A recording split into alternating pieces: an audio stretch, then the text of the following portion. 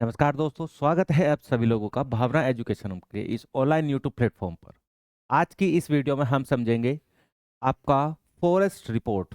Current affairs में आपका जो फॉरेस्ट रिपोर्ट जारी की गई है 2024-2025 की, तो उस फॉरेस्ट रिपोर्ट के अकॉर्डिंग भारत का फॉरेस्ट एरिया कितना परसेंट और कितना किलोमीटर तक बढ़ चुका है।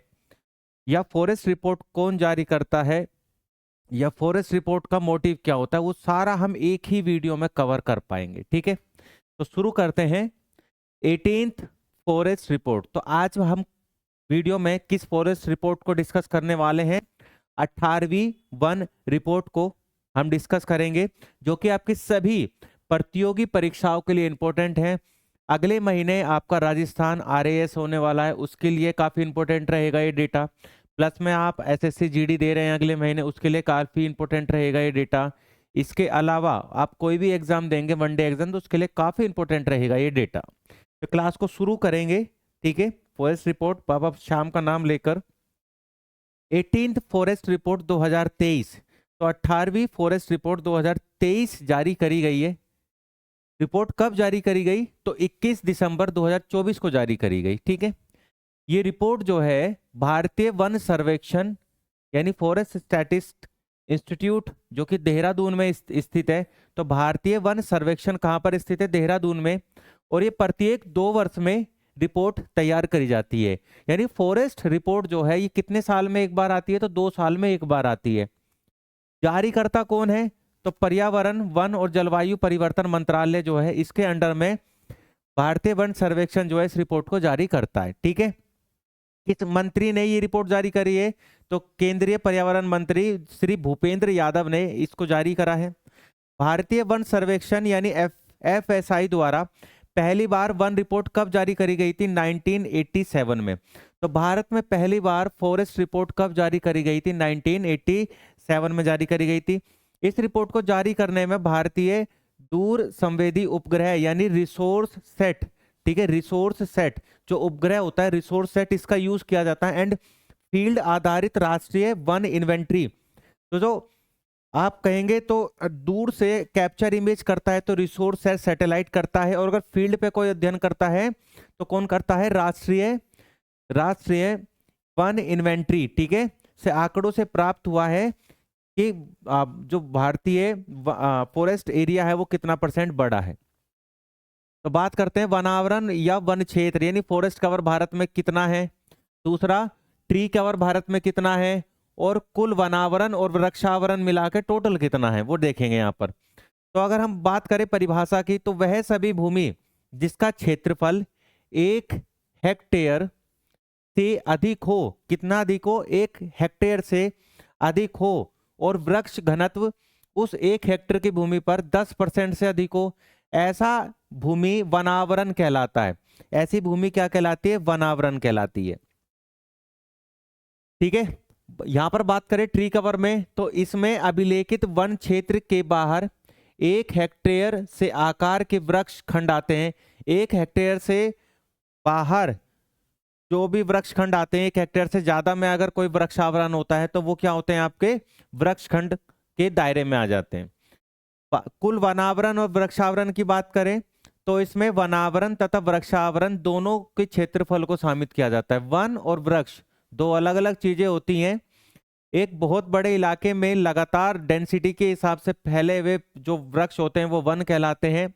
ठीक है, यानी जंगल वाला इलाका, और बसावत वाले इलाके में जहां पर पॉपुलेशन निवास करती है वहां पर जो छोटे छोटे पेड़ पौधे होते हैं उनको हम ट्रीज में काउंट करते हैं। क्षेत्र की बात करें तो भारत का फॉरेस्ट कवर एरिया कितना है? तो भारत का फॉरेस्ट कवर एरिया है आपका 7,15,343 वर्ग किलोमीटर का है। ठीक है, 7,15,343 वर्ग किलोमीटर का वन क्षेत्रफल है भारत का अभी की डेट में। और इसमें ट्री कवर कितना है? 11,20,014 किलोमीटर। और वनावरण, ठीक है, तो वन क्षेत्रफल कितना है? 7,15,343 किलोमीटर। वृक्षावरण कितना है? तो 1,12,014 किलोमीटर। ठीक है, और अगर मैं वृक्षावरण और वनावरण दोनों को मिला दूं तो भारत में tree and forest cover area मिलाकर कितना किलोमीटर बन जाता है? तो बन जाता है 8,27,357 किलोमीटर का जो एरिया है पूरे भारत में। भारत का टोटल क्षेत्रफल कितना है? 32 लाख वर्ग किलोमीटर के आसपास है। इस 32 लाख वर्ग किलोमीटर में कुल 8,27,357 वर्ग किलोमीटर सिर्फ और सिर्फ फॉरेस्ट कवर एरिया में काउंट होता है। परसेंटेज की बात करें तो भारत के टोटल 32 लाख वर्ग किलोमीटर एरिया में कुल 21.76% वन यानी फॉरेस्ट कवर है, 3.1% आपका ट्री कवर है, और दोनों को मर्ज कर दूं तो भारत का 25.17% क्या हो जाता है? वृक्ष प्लस ट्री कवर एरिया। ठीक है। वृद्धि की बात करें तो 156 वर्ग किलोमीटर की वृद्धि हुई है भाई, 156 वर्ग किलोमीटर की। 1289 किलोमीटर में ट्री में हुई है, 156 वर्ग किलोमीटर में वनावरण में हुई है। कुल मिलाकर 1445 वर्ग किलोमीटर की वृद्धि हुई है। कुल मिलाकर कितनी वृद्धि हुई है? 1445 किलोमीटर की। अभी जो हुआ है, अभी जो रिपोर्ट आई है इसके अकॉर्डिंग 25.17% है। इससे पहले कितना था? तो इससे पहले था 24.17% के आसपास था। ठीक है, 24.17% के आसपास था। नेक्स्ट बात करें तो वर्तमान रिपोर्ट के अनुसार वन और वृक्षावरण मिलाकर 8,27,357 वर्ग किलोमीटर का एरिया जो है भारत में वन क्षेत्रफल कवर करता है। कुल भौगोलिक क्षेत्र कितना है? कुल भौगोलिक क्षेत्र भारत का 32 लाख वर्ग किलोमीटर, 32 लाख वर्ग किलोमीटर का एरिया जो है भारत के पास में है।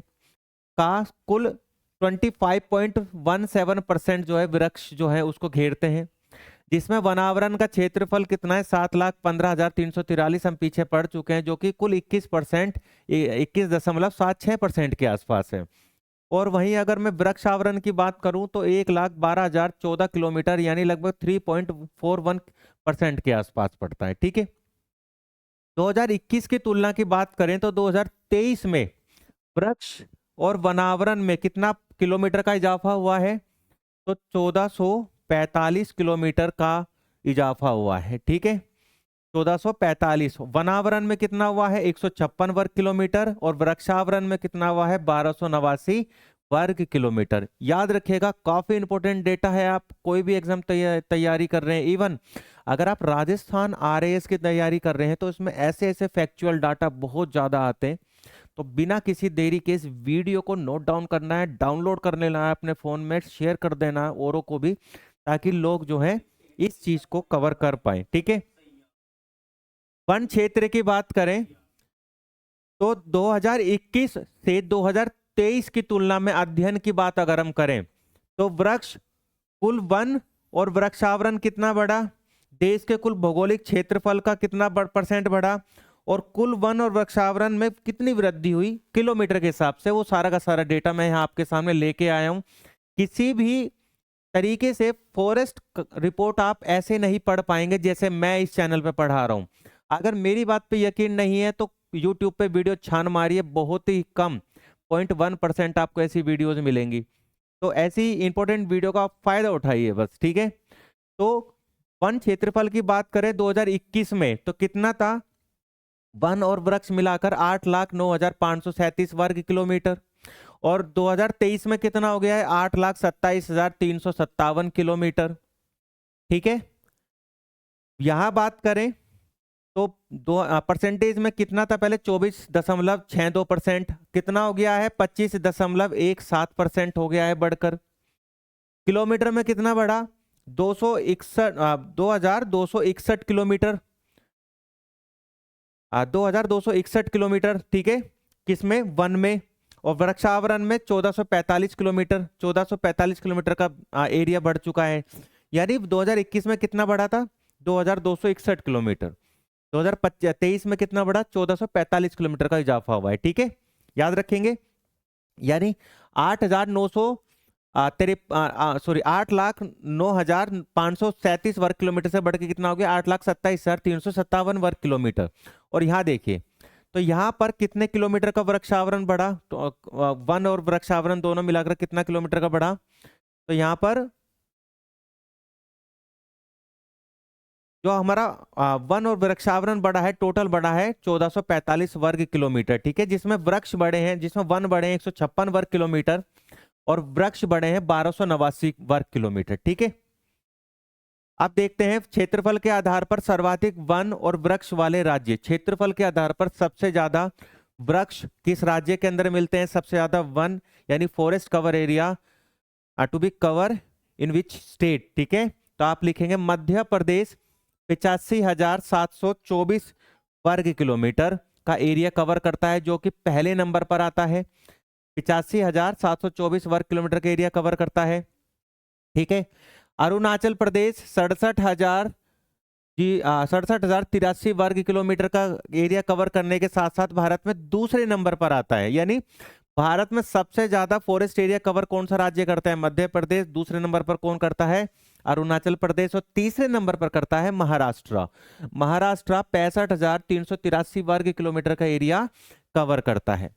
यहां देखिए क्षेत्रफल के आधार पर सर्वाधिक वनावरण वाले राज्य, तो क्षेत्रफल के आधार पर, और ये क्या था? क्षेत्रफल के आधार पर सर्वाधिक वनावरण, और ये क्या था? वन और वृक्ष दोनों को मिलाकर। यानी यहाँ पर वन और वृक्ष की बात करी जा रही है और यहाँ पर करी जा रही है सिर्फ और सिर्फ वनों की बात करी जा रही है, ओनली फॉरेस्ट की बात करी जा रही है, ओनली फॉरेस्ट की बात करी जा रही है। तो मध्य प्रदेश 77,073 वर्ग किलोमीटर का एरिया कवर करने के साथ पहले नंबर पर, यहाँ पर भी पहले नंबर पर। अरुणाचल प्रदेश 65,882 वर्ग किलोमीटर का एरिया कवरने के साथ दूसरे नंबर पर वनों के मामले में, फॉरेस्ट के मामले में। यहाँ भी अरुणाचल प्रदेश दूसरे नंबर पर। बट यहाँ चीजें चेंज हो जाती हैं। यहाँ पर फॉरेस्ट कवर एरिया में 55,812 वर्ग किलोमीटर एरिया के साथ में छत्तीसगढ़ तीसरे नंबर पर आता है, पर फॉरेस्ट प्लस ट्री का एरिया मिला दे तो महाराष्ट्र जो है वो तीसरे नंबर पर आता है, ठीक है। अब बात आती है यहाँ पर सर्वाधिक वृद्धि वाले राज्य, यानी वृक्ष और वन आवरण में सर्वाधिक वृद्धि जो हुई है उन किस राज्यों में हुई है? तो सबसे ज्यादा हुई है छत्तीसगढ़ के अंदर। 684 वर्ग किलोमीटर का वन आवरण बढ़ा है। कब से कब तक?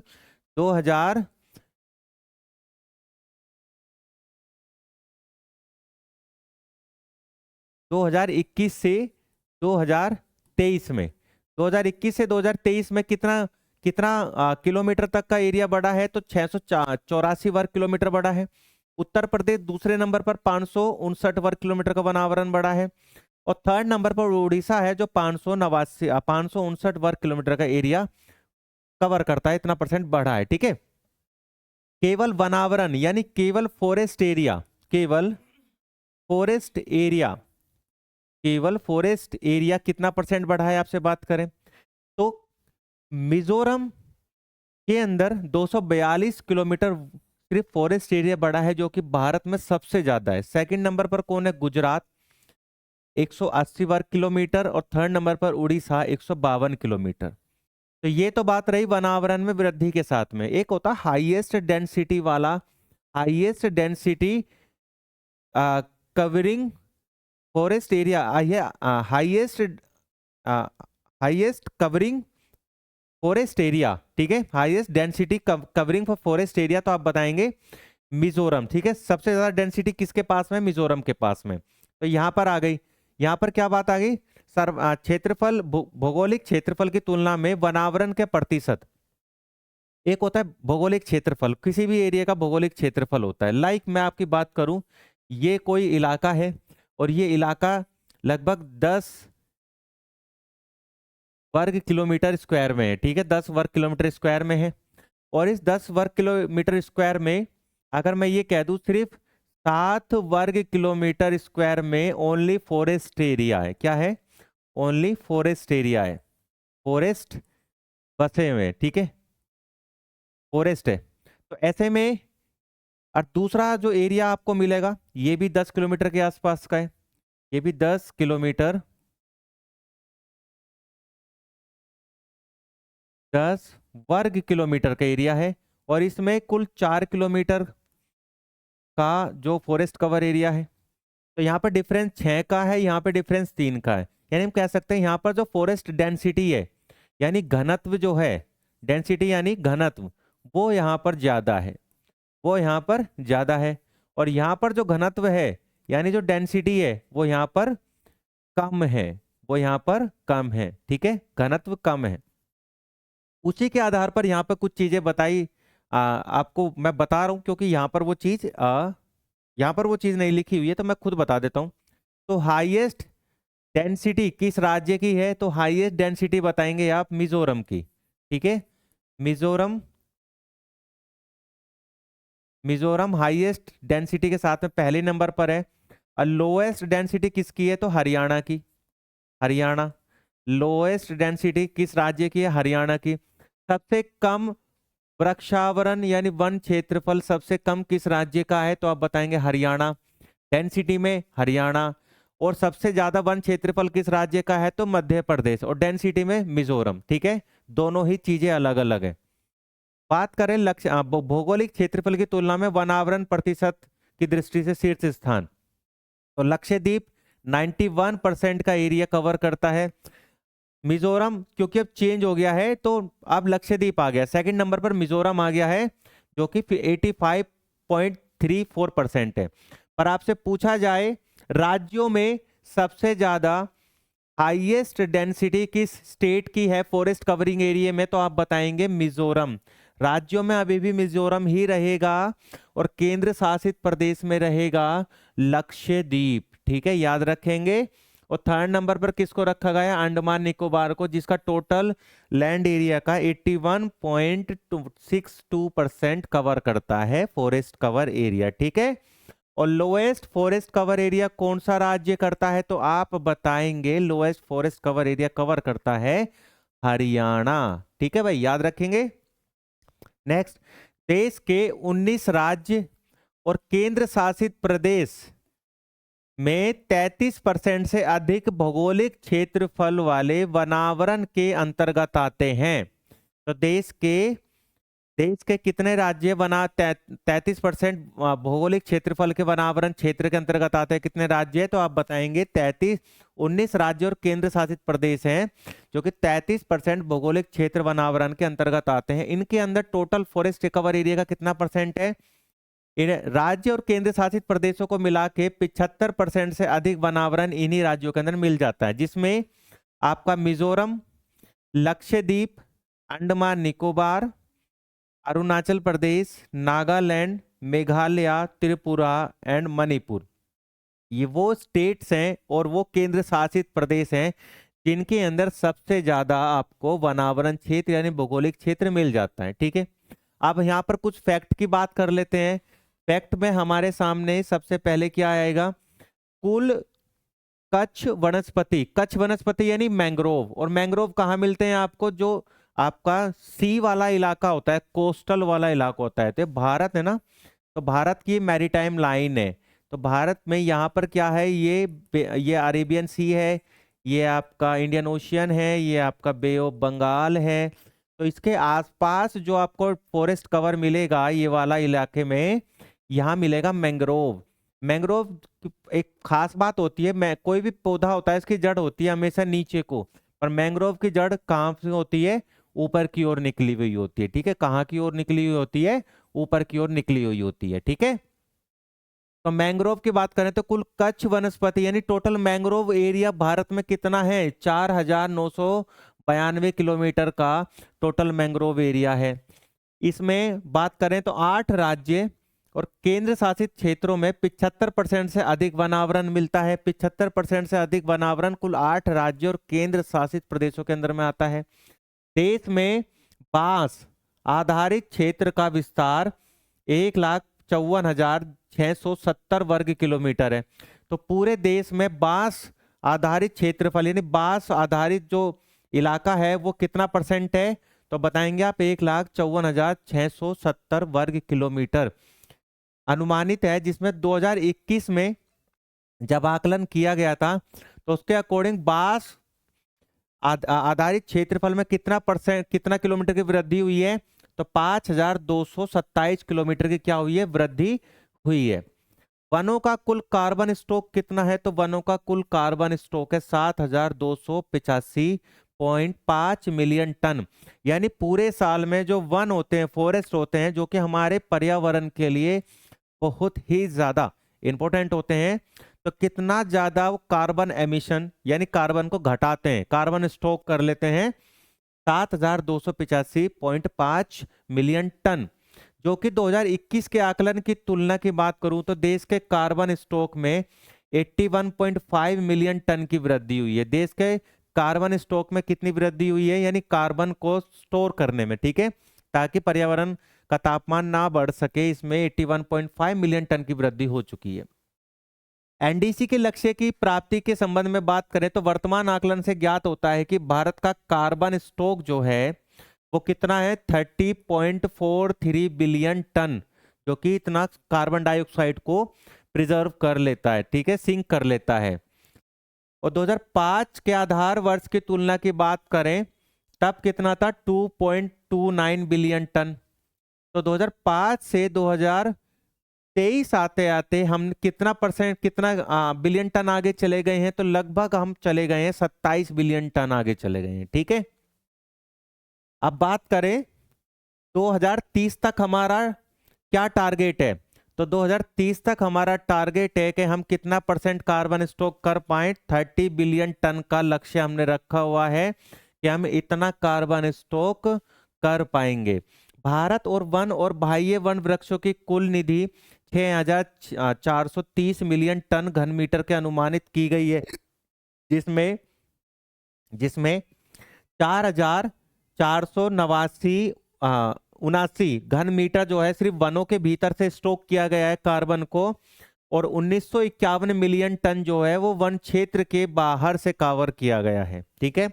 यानी आप कुल समझ गए होंगे हमारे मानव जाति के लिए वनों का क्या महत्व है, ठीक है, मानव जाति के लिए वनों का क्या महत्व है, आप लोग समझ गए होंगे। तो भारत में बात करें कुल वृद्धि कितनी हुई है, कार्बन सिंक में 262 मिलियन टन घन मीटर की वृद्धि हुई है, ठीक है, कार्बन सिंक के मामले में।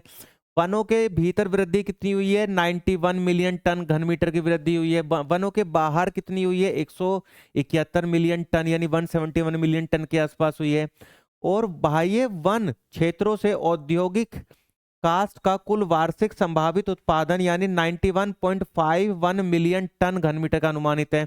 यानी औद्योगिक फैक्ट्री से निकलने वाला धुआं को कितना परसेंट जो वन है वो एब्जॉर्ब कर लेते हैं, सिंक कर लेते हैं, तो कितना कर लेते हैं, 91.5 मिलियन टन।